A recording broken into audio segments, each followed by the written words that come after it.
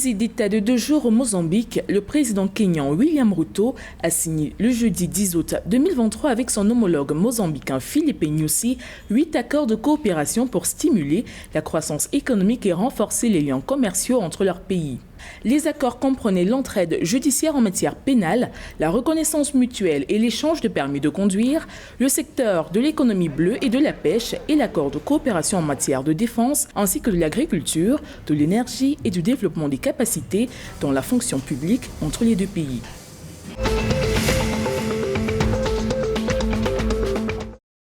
Le bureau régional du Centre international de recherche et de documentation sur les traditions et les langues africaines, CERDE Tola, a officiellement ouvert ses portes ce jeudi 10 août 2023 à Bujumbura, au Burundi. Ce bureau est chargé de l'Afrique orientale et australe. Les cérémonies ont été dirigées par le secrétaire permanent au ministère des Affaires étrangères et de la coopération au développement, Ferdinand Bashikako, et le secrétaire exécutif du CERDE Tola, le professeur Charles Binambikoy. Ce bureau sera, d'après les autorités locales, une plateforme de renforcement des capacités d'appui dans le lancement des projets innovants tels que la numérisation des thèses de l'Université du Burundi.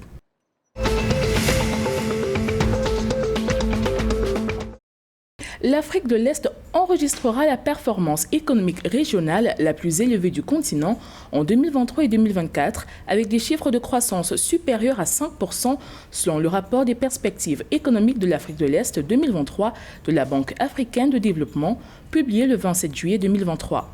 Cet essor sera principalement tiré par la croissance du Rwanda, de l'Ouganda, de l'Éthiopie, du Kenya, du Djibouti et de la Tanzanie, des pays à fort potentiel touristique.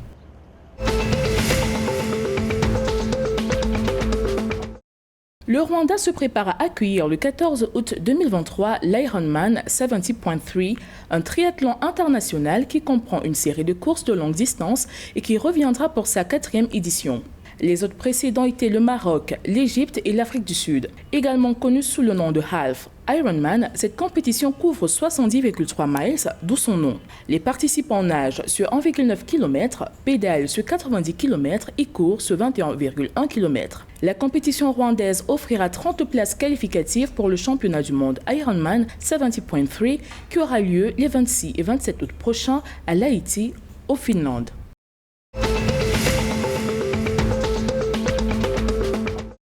Annonçant une convergence de joueurs amateurs, la 2e itération du tournoi de golf de l'amitié entre la Tanzanie et l'Inde débute ce 12 août sur le parcours du club de Dar es Salaam.